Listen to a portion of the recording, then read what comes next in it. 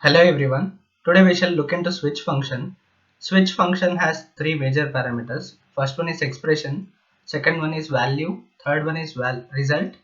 For value and result, we have that repetition of multiple cases, and in the end, whatever we type, it is else value.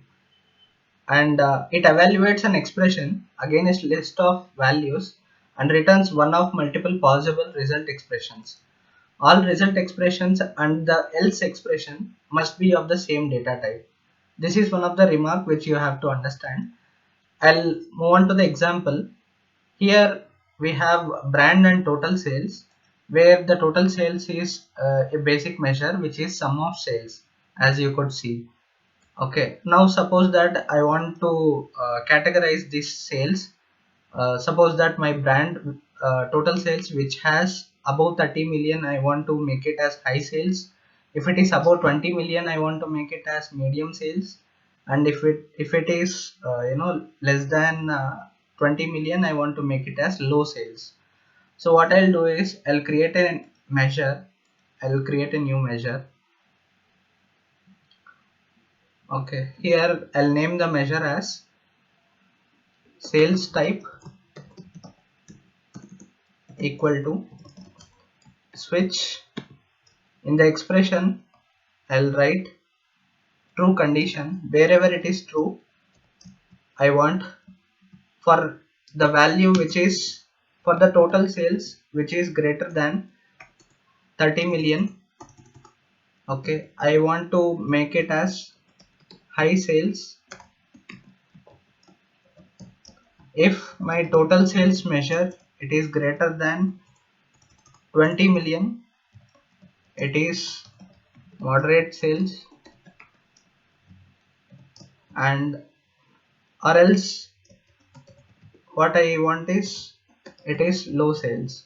Okay, these are the conditions which I have written. First one is the expression, second it is the value, and this is the result. Okay, this is the simple switch condition where I could utilize it. I'll bring into the table and show you how it works. Okay, I'll bring into the table sales type. Here you could see that if I sort in descending order, you could see that this Apple and LG brand, it has high sales, Samsung has moderate sales, and rest of the brands has low sales. Using similar switch function, I could even highlight it by using colors. Okay, I'll show you an example. I'll create a new measure. I'll name the measure as color measure. Okay, here I'll write switch. In the expression, I'll use the sales type measure which I have already written.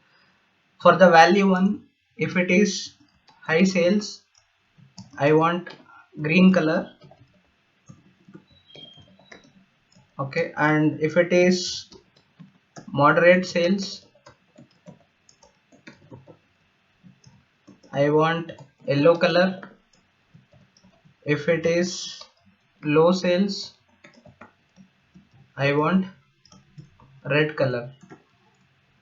Okay, these are the necessary conditions which I want. I'll close the parenthesis, hit enter.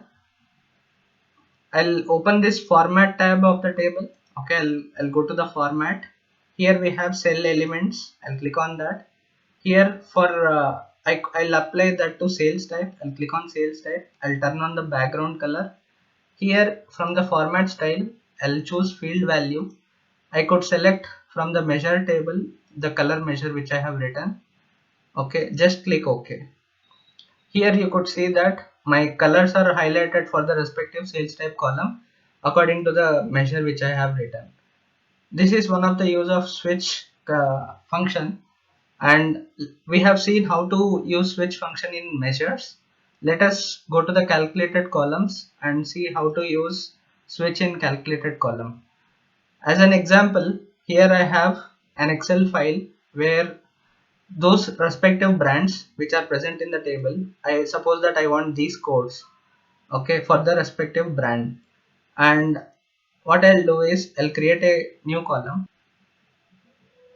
Here I'll name the column as brand code equal to switch. In the expression, I'll name the column as brand.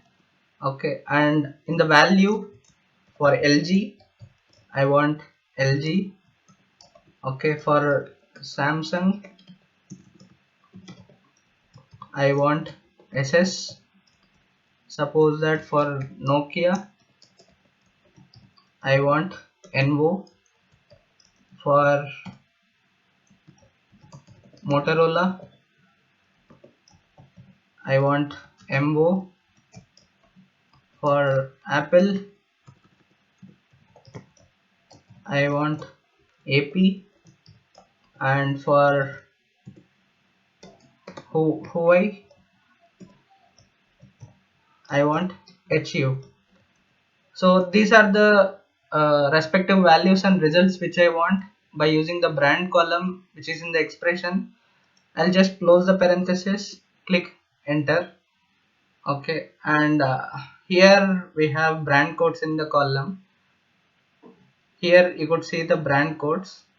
Okay, I'll open the filter. Here you could see that all respective codes are now updated. This is how switch function is useful if you want to use multiple if conditions. Instead of using nested if conditions, switch function is very useful in order to make such transformations within the table. This is all for now. Thank you for watching. We shall meet in the next video.